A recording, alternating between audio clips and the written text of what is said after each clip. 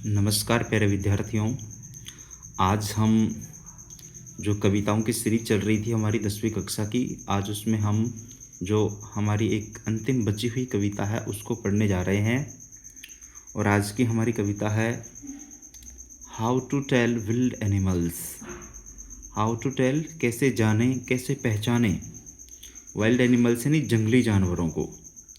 How to tell wild animals या wild animals की जंगली जानवरों को हम कैसे पहचाने कि उनके क्या विशेषताएं हैं। और ये लिखा है कैरोलिन वेल्स के द्वारा लिखा गया है। कैरोलिन वेल्स एक बहुत ही अच्छे अमेरिकन पोइट थे, उनके द्वारा लिखा गया है। तो पढ़ते हैं, आइए सभी। This humorous poem suggest some dangerous ways to identify foretell wild animals. Read it aloud, keeping to a strong and regular rhythm. This humorous poem, this यह humorous हास्यास्पद पोएम यानी कविता, सजेस्ट यानी सुझाव देती है, some dangerous ways कुछ खतरनाक तरीके, to identify यानी पहचानने के, foretell बताती है, वाइल्ड एनिमल्स यानी जंगली जानवरों को, कि जंगली जानवरों को कैसे आइडेंटिफाई करें। जो डेंजरस वाइल्ड एनिमल्स हैं उनको पहचानने के हमें बहुत कुछ ह्यूमेरियस तरीके हमारे को क्या करती है, ये सजेस्ट करती है, बताती है। रीड इट अलाउड, इसे ज़ोर से पढ़ें। Keeping to a strong and regular rhythm, अर्थात जो रेगुलर रिदम है, नियमित जो लय अंतराल है, गति है, रिदम है, उसको ध्यान में रखते हुए इस कविता को हम क्या करें, थोड़ा लाउडली पढ़ें, क्योंकि इसमें राइम स्कीम भी दे रखी है, इसलिए आपको लय ताल के साथ में रीड करने के लिए कहा जा रहा है कि वो भी आपको क्या हो जाए, आइडेंटिफाई हो जाए। तो कैरोलिन वेल्स ने बताया है कि हम जंगली जानवरों को कैसे क्या करें, पहचानें, कैसे उनको आइडेंटिफाई करें, वाइल्ड एनिमल्स को। क्योंकि वाइल्ड एनिमल्स को आइडेंटिफाई करना क्या नहीं होता है, बहुत सिंपल नहीं होता है। तो सबसे पहले अपन देखो राइम स्कीम की बात कर लेते हैं इस स्टेंजा में। देखो चांस, ये ईस्ट, एडवांस, बिस्ट, डाइन और लॉइन। देखो चांस की ध्वनि किससे मिल रही है, आप पढ़ेंगे चांस, तो चांस को हम ए मान लेंगे, तो चांस मिल रहा है अपना एडवांस से मिल रहा है, चांस एडवांस, दोनों ए हो गए। ईस्ट मिल रहा है बिस्ट से, ईस्ट बिस्ट, तो ये दोनों क्या हो जाएंगे, बी हो जाएंगे। फिर डाइन और लाइन, ये दोनों क्या हो जाएंगे, सी हो जाएंगे। तो राइम स्कीम क्या हो जाएगी इसकी, राइम स्कीम इस स्टेंजा की अपनी क्या हो जाएगी, A B C C, A B C. ऐसे ही आप अन्य जो स्टेंजाज हैं उनमें आप खुद राइम स्कीम को क्या करना, आइडेंटिफाई करना, पहचानना। अगर ढूंढने में किसी प्रकार की कोई समस्या होती है तो आप मुझे कमेंट सेक्शन के जरिए बता सकते हैं, मैं अगले वीडियो में उसका जवाब दे दूंगा। तो अब इसका हिंदी अनुवाद भी देखते हैं कि कैसे पहचाने किस जानवर को।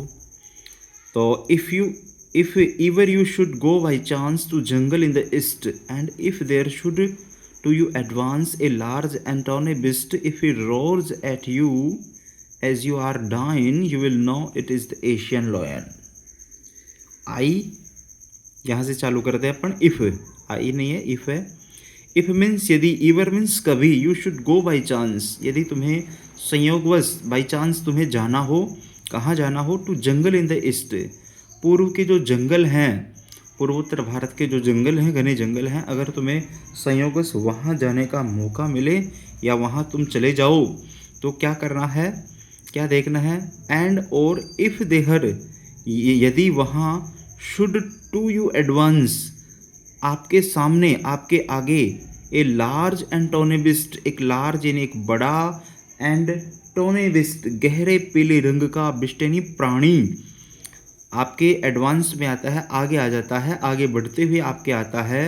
If he roars at you, और वो आप पर रोर्स भी करता है, गुर्राता है, एट यू मीन्स आप पर, और आप क्या होने वाले हैं, एज यू आर डाइन, आप मरने वाले हैं। यू विल नो, आप जान जाओ, इट इज़ द एशियन लोयन, कि ये क्या है, एशियन लोयन है, एशियाई शेर है। तो कहने का मतलब कि यदि आप पूर्व के जंगलों में जाएं और एक जानवर आपको मिलता है जो गहरे पीले रंग का है और आपके सामने आगे चल कर के आता है और मान लो कि वो आपको डाइन करने ही वाला है, खाने ही वाला है और आप मरने वाले हैं, डाइन होने वाले हैं, तो आपको जान जाना चाहिए कि क्या है, एशियन लोयन है। तो इस स्टेंजा में हमारे को एशियन लोयन की क्या बता रहा है, विशेषता बता रहा है। आप चित्र भी देख सकते हैं कि ये वाला जो चित्र है वो किसका है, एशियन लोयन का है। फिर अपन नेक्स्ट स्टेंजा में आ जाते हैं। 6 पंक्तियों की स्टेंजा है इसमें सभी और 6 स्टेंजा हैं। और यदि और अथवा इफ मीन्स यदि सम टाइम किसी समय व्हेन रोमिंग राउंड चारों तरफ घूमते हुए, और if some time when roaming round चारों तरफ घूमते हुए, ए नोबल वाइल्ड बिस्ट यानी एक जंगली जानवर जो नोबल है बिल्कुल, ग्रीट्स टू यू या ग्रीट्स यू आपका अभिवादन करता है।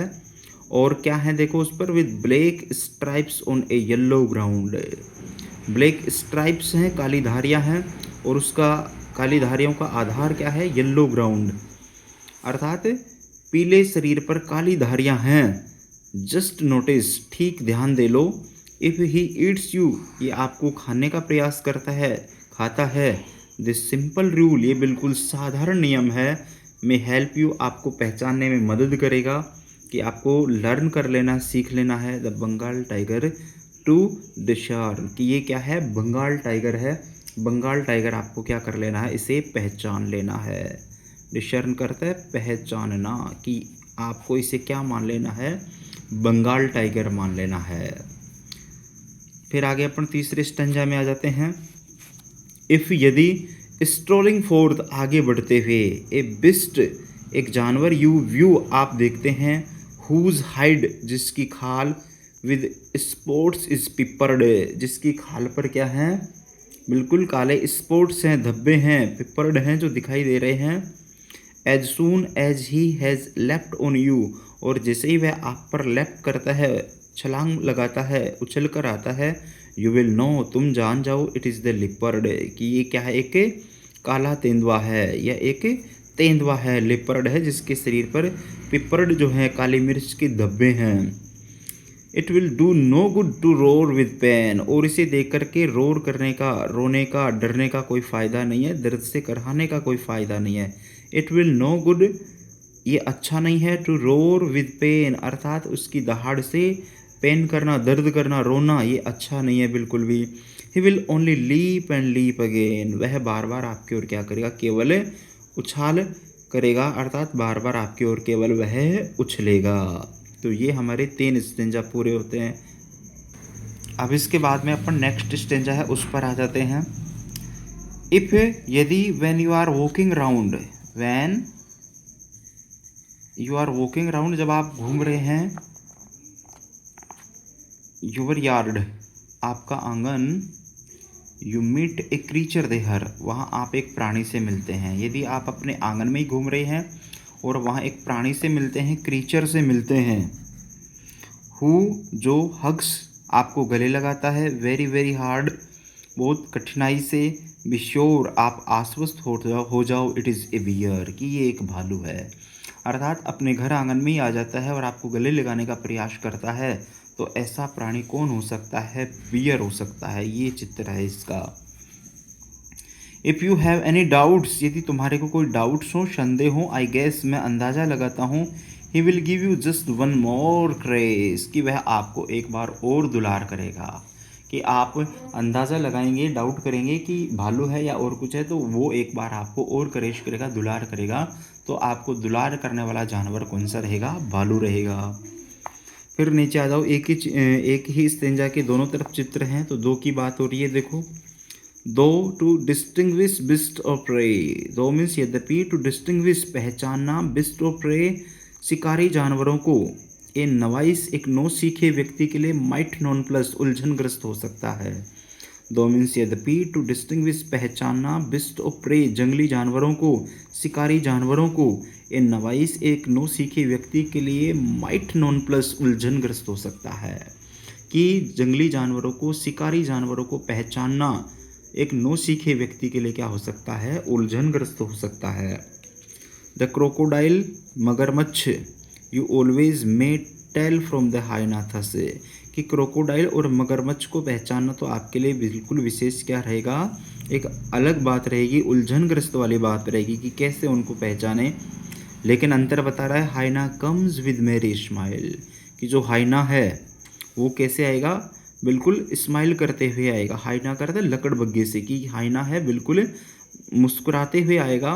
But if they weep they are crocodiles, लेकिन अगर वे रोते हैं तो वे क्या होंगे, क्रोकोडाइल्स होंगे, मगरमच्छ होंगे। पहले कह रहा है ना कि क्रोकोडाइल्स और हाइना को पहचानना थोड़ा क्या रहेगा, डिफ़िकल्ट रहेगा। लेकिन अगर मुस्कुराता हुआ आ रहा है तो वो हाइना है, और अगर रोते हुए आ रहे हैं तो वे क्या हैं, क्रोकोडाइल्स हैं, मगरमच्छ हैं। तो इसमें दोनों तरफ ये आपका हाइना है और इधर ये आपका क्या दे रखा है, क्रोकोडाइल दे रखा है।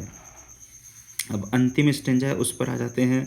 द ट्रू कैमोलियन इज स्मॉल, कि जो छोटा गिरगिट है, ट्रू जो सच्चा कैमोलियन है, गिरगिट है, इज स्मॉल बिल्कुल छोटा है।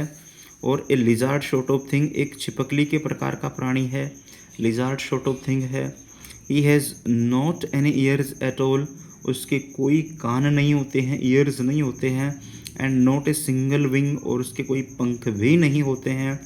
If there is nothing on the trees, और यदि आपको पेड़ पर कुछ भी दिखाई नहीं देता है, it is the कैमोलियन you see, और आप वहाँ पर केवल किसको देखेंगे, कैमोलियन को देखेंगे, अर्थात एक गिरगिट को देखेंगे। तो ये किसने लिखा है, कैरोलिन वेल्स के द्वारा लिखा गया है। तो आप इस कविता में राइम स्कीम भी पहचानें, अन्य चीज़ों को भी देखें। और इस प्रकार से हमने जो कविताओं की एक लंबी सीरीज चलाई थी, लगभग 10 से 11 कविता और एक राइम स्कीम को पहचानने का वीडियो हमने बनाया। तो आप इन कविताओं को, राइम स्कीम को अच्छे से पहचानें और सभी वीडियो को ध्यान से देखें, तो आपको बहुत सारी चीज़ें बहुत अच्छे से क्या हो जाएंगी, क्लियर हो जाएंगी। इसके बाद में हम कक्षा 10वीं से संबंधित और अन्य चीज़ें, ग्रामर से संबंधित चीज़ें भी लेकर के आने वाले हैं। धन्यवाद।